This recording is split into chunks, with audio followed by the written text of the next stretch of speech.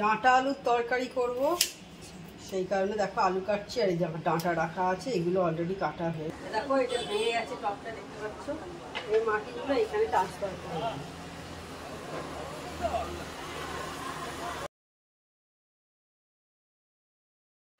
Hello, good morning, welcome back to my channel. সবাই ভালো আছো, আমি ভালো আছি। তো আজকে শনিবার, ঝড়ঝড়ে দিন শুরু হয়ে গেছে। আমি আমার ঝড়ঝড়ে ব্লগ শুরু করে দিলাম। এখন সকাল 8:30 মতো হয়েছে।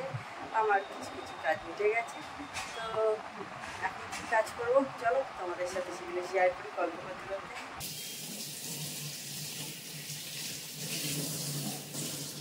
তো এবার টেবিলটা মুছে নেবো। তো চলো তোমাদের সাথে কথা বলতে বলতে টেবিলটা মুছে নিই।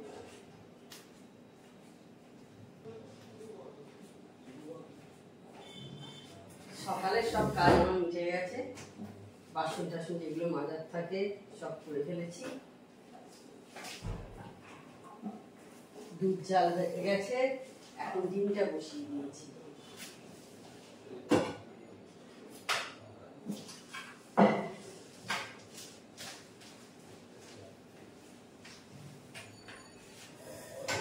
এখন আমার কাজ চলছে। এরপর সব চাগুলো করে দেবো, করলেই তারপরে বাকি কাজগুলো মেটাবো।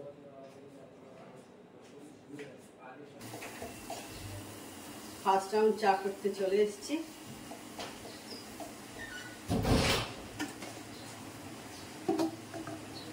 ততক্ষণ লিকারটা হোক, বন্ধ করে রেখে দিই। আর কাঠবাদামটা দিয়ে চলে আসি। এই যে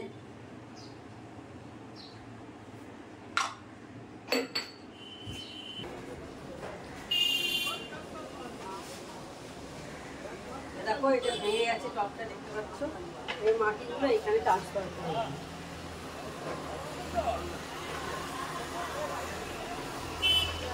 এই যে মাটি নিচে দিতে হয়, দেখো, মানে টবের নিচে। তোমরা সবাই জানো যারা গাছ খেতো। শুধু শুধু জায়গাটা ওয়েস্ট হয়ে পড়ে আছে এখানটা।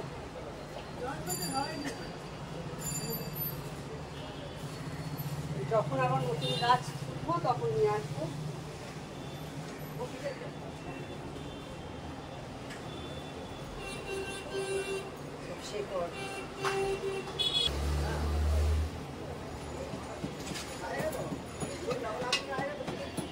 এরকম ভাবে মেরে মেরে মিশিয়ে দিচ্ছি।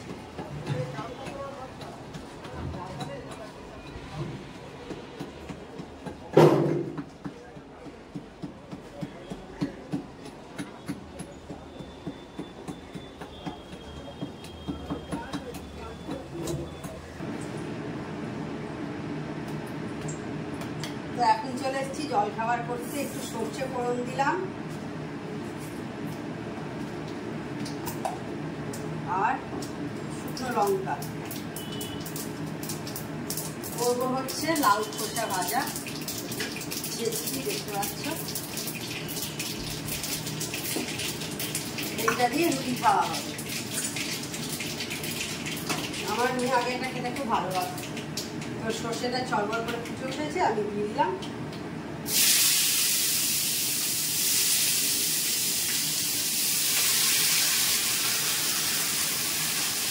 এখন আর ওর অত খাওয়া হয় না। যদি আমাদের খেয়ে থেকে যায় ওকে দিয়ে দেবো, ভাত পাতে খেয়ে নেবে। কারণ এখনকার রুটি খায় না, আগে রুটি খেতে রুটির সাথে খুব ভালোবাসতে। তো আজকে থেকে যাবে, অনেকটাই আছে।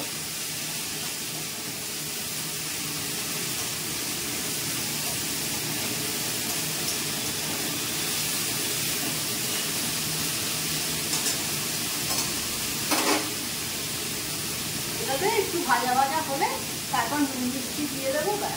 আমি ভাজা হেলি দিই না, অনেকে হলুদ দেয়, কিন্তু আমি কোনো হলুদ দিই না। আমি এইভাবেই সাদা সাদা বেশ ভালো লাগে। তো ভাজা বসিয়ে দিয়েছি, নুন মিষ্টিও দিয়ে দিয়েছি এর মধ্যে। দিয়ে এবার রুটিটা করবো, সেই জন্য লেচিটা করে নিচ্ছি।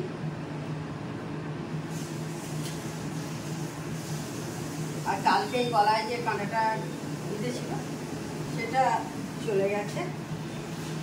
ওষুধ এনে দিয়েছিল কালকে রাতে, হোমিওপ্যাথি ওষুধ। তারপরে আমার ভাই বললো একটু লেবু খা, পাতি লেবু বাড়িতে আছে তো, লেবু খা, দেখ ঠিক হয়ে যাবে।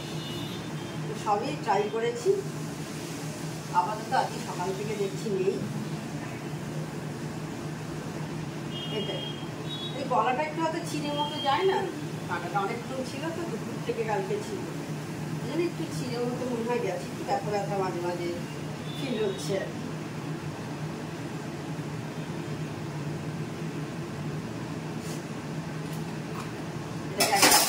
এটাকে একবার দেখে নিই কি অবস্থায় আছে।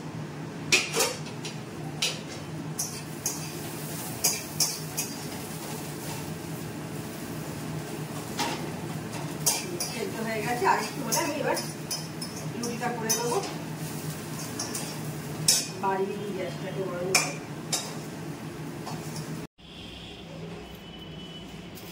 ডাঁটা আলুর তরকারি করব, সেই কারণে দেখো আলু কাটছি। আর এই দেখো ডাঁটা রাখা আছে, এগুলো অলরেডি কাটা হয়ে গেছে। আলু কিছুটা আমার আর আমার হাজব্যান্ডের মতো হবে, আমার মেয়ে খায় না আলু, যার জন্য ওর আবার আলাদা হবে, ওটা ঝর্ণা দিয়ে এসে করবে। যা হোক একটা কিছু দেখা যাবে তখন কী করানো যায়।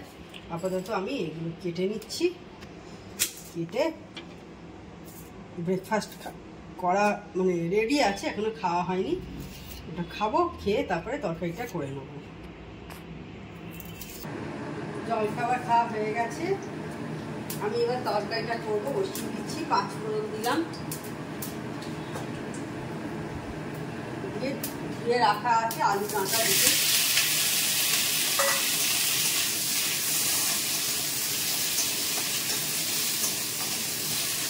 ও হঠাৎ করে বললে করো না ডাঁটা আলুর তরকারি, আমি একদিন খাইনি, করে ফেলছি, কি আছে, কেটে ফেললাম, হয়ে গেল।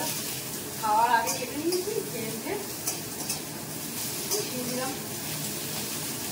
আর আমার মেয়ে খাবে না, ও আলু খায় না, ওকে একটু ডাঁটা দিয়ে দেবো এখান থেকে বেছে, আর ওর জন্য একটা তরকারি করতে বলবো। আর মাছ খাবে, মাছটা বের করে রেখে দিয়েছি। এখন একটু ভাজা ভাজা হবে, তারপর যা দেওয়া সব। আলুগুলো ভাজা ভাজা হয়ে গেছে, তো এবার আমি এর মধ্যে দিয়ে দিচ্ছি চিনি,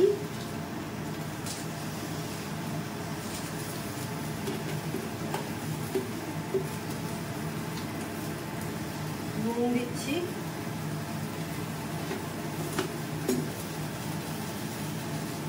হলুদ, আর একটু গুঁড়ো লঙ্কা দিয়ে জলটা দিয়ে দিচ্ছি।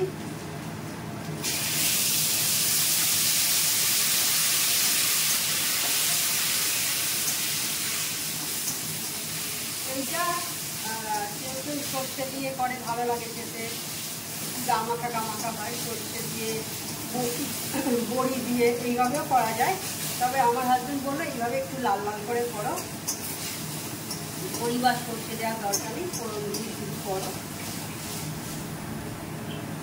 সেই কারণে এইভাবেই করলাম।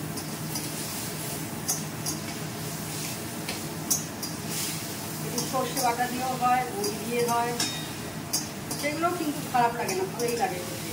ভাত রুটি দুটো দিয়েই ভালো লাগে। আর এদিকে আমি ভাত একবার ফুটিয়ে রেখে দিয়েছি বন্ধ করে। খাওয়া দাওয়া হয়ে গেছে, এখন 3:10 মতো হয়েছে, মিনিটটা করে দিচ্ছি। এখন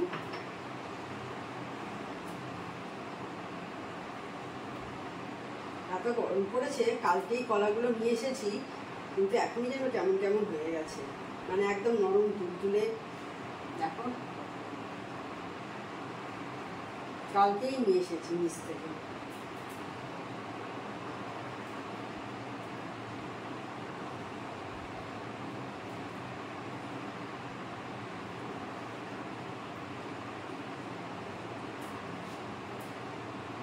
খেজুর দিয়ে দিচ্ছি, কলা দিয়ে দিচ্ছি তার আগেই, দেখলে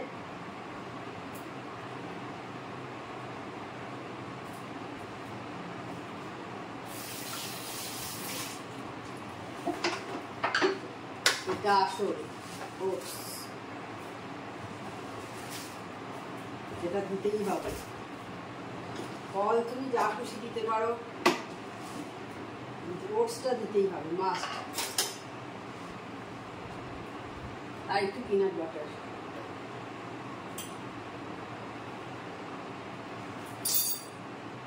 ব্যাস, এবার ধুয়ে দেবো মিক্সিতে, 2 মিনিটের জন্যে হয়ে যাবে রেডি। Good evening. দেখো, দেখতে পাচ্ছ 6:30 মতো হয়েছে, মানে 6:20 হয়েছে। এবার দেখো চা বসিয়ে দিয়েছি, এই যে দেখছো চা বসিয়ে দিয়েছি, কাপ ফাপ সব রেডি করা আছে। আর আজকে দুপুরে আম খেলাম, ও নিয়ে এসেছিল আম, 3 দিন আগে এনেছিল, 3টে আম নিয়ে এসেছিলো 3 জনের জন্যে, জানে আমরা ওকে ধরবো খাওয়ার জন্য আর কি, সেই জন্য 3 জনে 3টে আম নিয়ে এসেছিলো। আর ও একদম মিষ্টি আম ছাড়া খায় না, আমরা যেমন একটু টকটক হলেও হয়ে খেয়ে নিই আর কি। তো ফার্স্ট টাইম তো আমরা হায়দ্রাবাদে খেয়েছিলাম এইবারে, তো ওখানে আমটা খুব মিষ্টি ছিল, কিন্তু হলুদ আমাদের এখানে যেমন একটু পেকে গেলে লাল হয়ে যায়, এই সময়টা হলুদ হলুদ থাকে, ওখানে কিন্তু হলুদ আমই ছিল, কিন্তু খুব মিষ্টি ছিল। তো যাই হোক, তো নিয়ে এসেছিলো গোলাপ খাস 3টে নিয়ে এসেছিলো, বোধহয় 170 টাকা না এরকম কত বোধহয় পড়েছিল মনে হয় 3টে আমের দাম।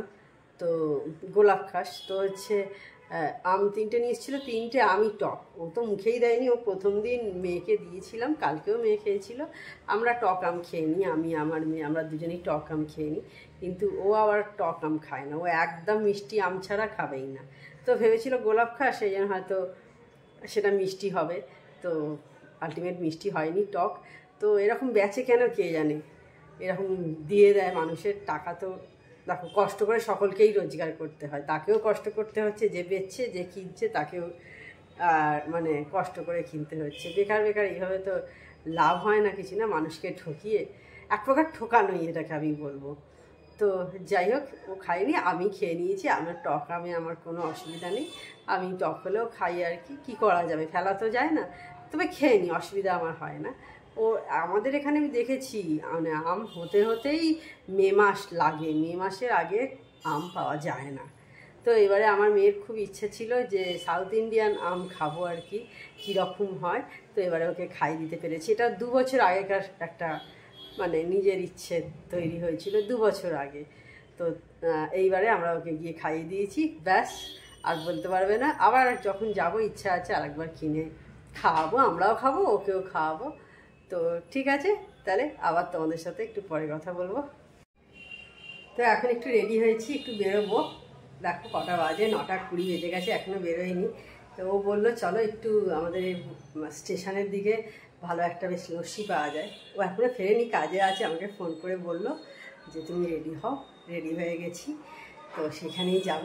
আর গরমকালে এই ড্রেসটা হচ্ছে আমার খুব প্রিয়, দেখো হাতাটা এইরকম ঢিলে থাকে, আর তলায় হচ্ছে প্লাজো প্যান্ট, যার জন্য গরমকালে এই ড্রেসটা বারবার আমি পরি, কিন্তু কদিন ছাড়া ছাড়াই পরি, কিছু করার নেই। খুব মানে কমফোর্টেবল যাকে বলে এই জামাটা পরে, আর যে ড্রেসটা দেখবে কমফোর্টেবল ফিল করি সেটাই কিন্তু পরা বেটার।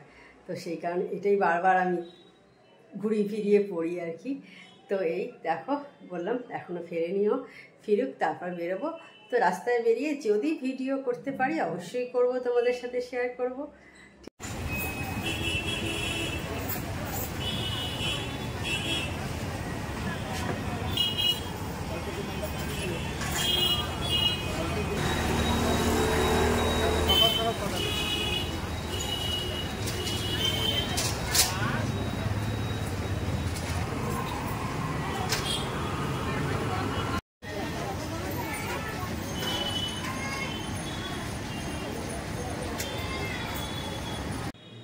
তো তখন বেরোলাম, তোমাদের বললাম একটু বেরিয়ে জাস্ট 20-25 মিনিটের জন্য বেরিয়েছিলাম, বেরিয়ে চলে এসেছি, একটু লস্যি খেলাম, খেয়ে চলে এলাম বাড়িতে। এখন ওই 10টা বাজে, 10 কি 5 এরকম মতো হয়েছে আর কি। তো ঠিক আছে, তাহলে আজকের ব্লগটা আর আমি বড় করছি না। আমার চ্যানেল যদি তোমাদের ভালো লেগে থাকে তবে অবশ্যই আমার চ্যানেলকে তোমরা সাবস্ক্রাইব করো, লাইক করো, শেয়ার করো। আর যেসব বন্ধুরা এখনও পর্যন্ত আমার চ্যানেলকে সাবস্ক্রাইব করোনি তা চটাপট আমার চ্যানেলকে সাবস্ক্রাইব করে দিও। Tata, good night, sweet dreams. আর দেখো এখানে কি হাওয়া দিচ্ছে, দেখতে পাচ্ছ? বেশ হাওয়া দিচ্ছে, চুলগুলো উঠছে এইখানে দক্ষিণ দিকে জানলা দিয়ে, আশা করি তোমরা দেখতে পাচ্ছ। টাটা।